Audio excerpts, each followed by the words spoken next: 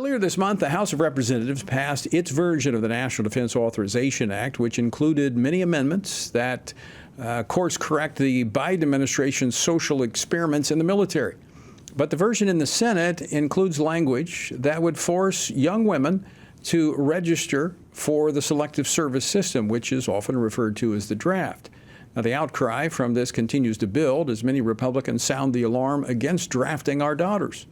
Joining me now to discuss this and much more about the social experimentation that's taking place in the Biden Department of Defense is Congressman Chip Roy. He serves on the House Judiciary Committee, the House Rules Committee, and the House Budget Committee. He represents the 21st Congressional District of Texas. Congressman Roy, welcome back to Washington Watch. Well, good afternoon, Tony. Great to be on. I hope you're doing well. I am. Before we get to the bad parts of the NDA being advanced in the Senate, I want to congratulate you and your Republican colleagues for the House version and the amendments that it contains. You were able to correct a lot of the mischief and dangerous policies that have been advanced by the Biden administration. So thank you for fighting for those things. Well, thanks, Tony. And it was a collaborative effort, and I think we put forward a good product. I want to thank the Speaker's team, Speaker Johnson's team. We had a great, collaborative effort working together to make sure we got a defense bill that takes on the woke social engineering at the Pentagon, the transgender surgeries, all of the stuff there, the DEI offices, trying to refocus it, ending the climate executive orders application at the Pentagon, and refocusing it on pay and making sure we have hard assets.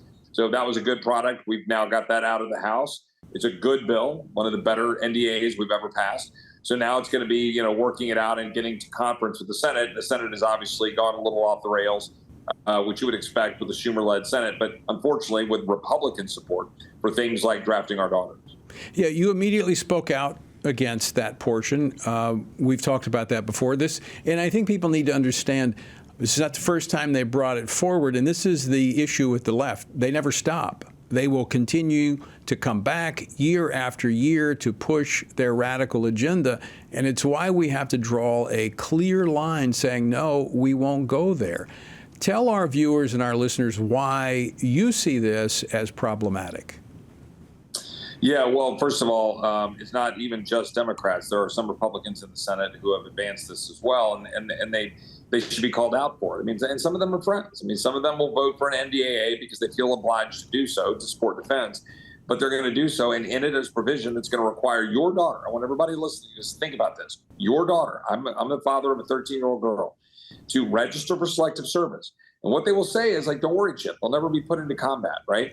But never mind the fact that our entire point of our draft is to go replace our frontline volunteers, the people who sign up to volunteer to serve in the military, to go replace the folks in combat that are going down. You need bodies.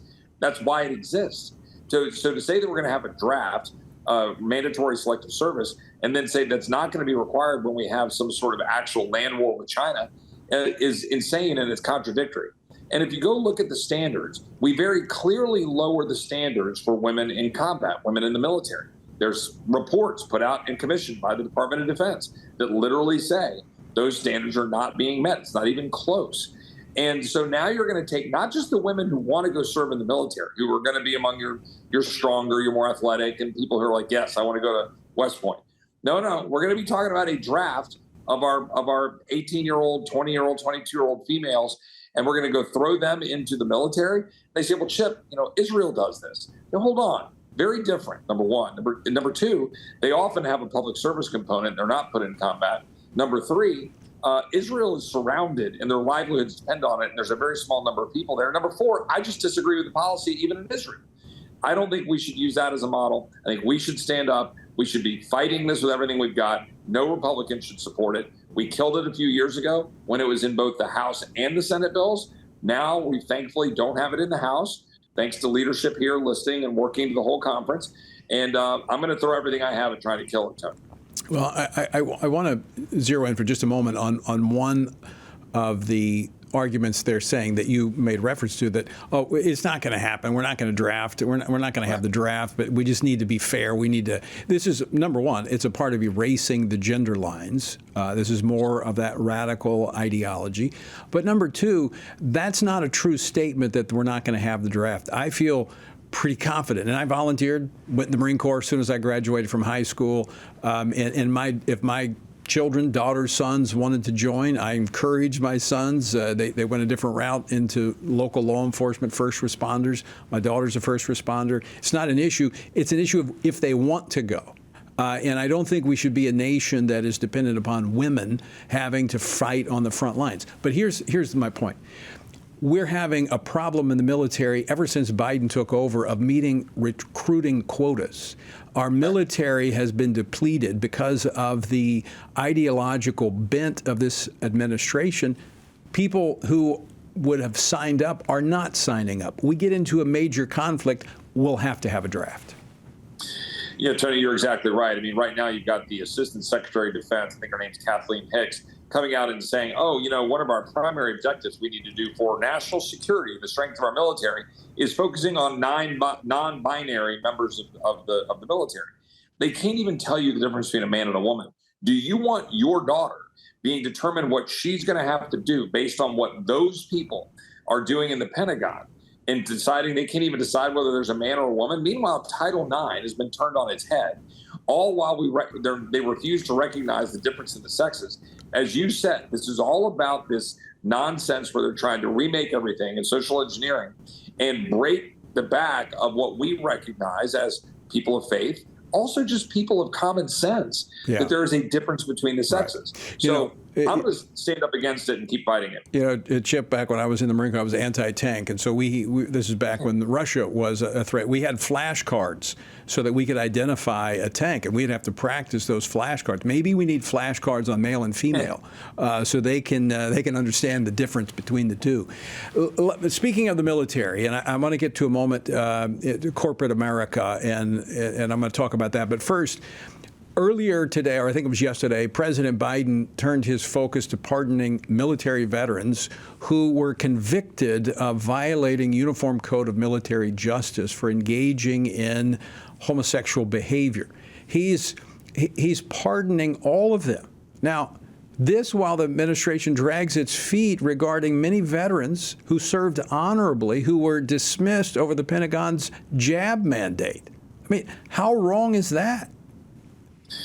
Well, again, this is about an effort to focus on the social engineering aspect and wokeification of the military rather than a strong military that is designed to blow things up and kill people, which is what a military is supposed to be designed to do. Used sparingly, in my worldview. I don't think we should be out engaged in endless conflicts. But now they're doing this. And those individuals, okay, whatever the policies that have evolved back in, Don't Ask, Don't Tell, or long before Don't Ask, Don't Tell, those individuals, men predominantly, knew exactly what the policies were. And part of the whole point of the military code of conduct and how we can handle our military is the honor that is important, that you be forthright and honorable in your service. And, when you're lying about it, you're not being. And so that is what it is. And now they were going to do that, but they're not going to go help those people that were saying no to an experimental jab being shoved in their arm. And there's thousands of those individuals. I run into them all the time. It's completely unacceptable. But I do want to say, just for everybody listening, House Republicans have put forward a really good Responsible Defense Authorization Act. We are currently debating this week a really strong defense appropriations bill. I am not one, as you know, to shy away from criticizing even my own Republican colleagues.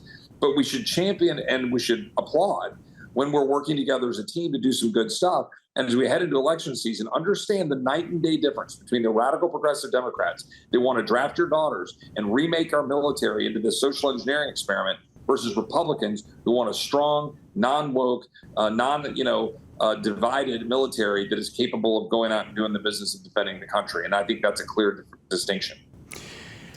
I want to turn to another topic, and that is corporate tax rate. It's currently at 21%.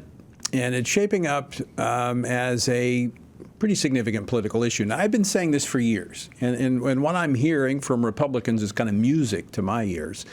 For years, the corporate America has been carrying the water for the left in terms of their social policy. And our folks are left to basically pay for it with the profits of the business that they do with these corporations. But every time the corporation wants favorable tax policy, they turn to the Republicans. I think we should leave them to go to the Democrats and live with the Democrats' fiscal policies if they're going to live by their social policies.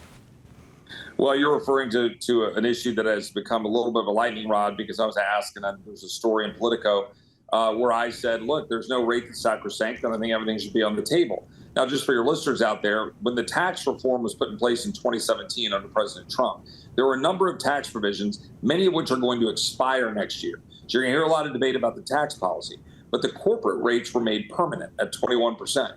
That is a significant reduction with respect to making us competitive globally. I support that generally, as I suspect you do too, Tony. But to your point, I am tired of corporations taking this for granted. Tired of corporations going and taking subsidies to go out and enrich themselves, whether it's Obamacare and insurance subsidies or the Inflation Reduction Act, so-called subsidies for the energy policies. I want us to use leverage to force corporations to start being American first, centered on making sure they're delivering products. Drop all this ESG crap. Stop all your woke nonsense where June is like selling me, gay M&Ms or whatever you're trying to do, and just do your job. Now come back and talk to me about a competitive corporate rate.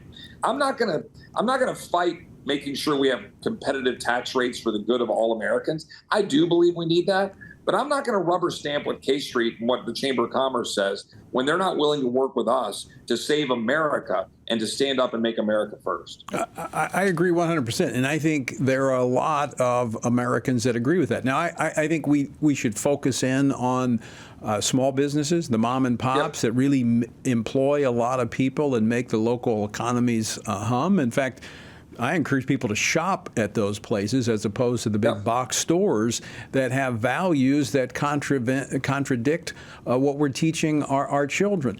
But for years, we've had these big corporations carrying the policies, the social policies of the left, forcing those on Americans, but then they turn to the Republicans wanting favorable tax policy. So I think your approach of using that as leverage to say, hey, you want a fair playing field, then just do business. If you make widgets, and let the left carry their own social policy.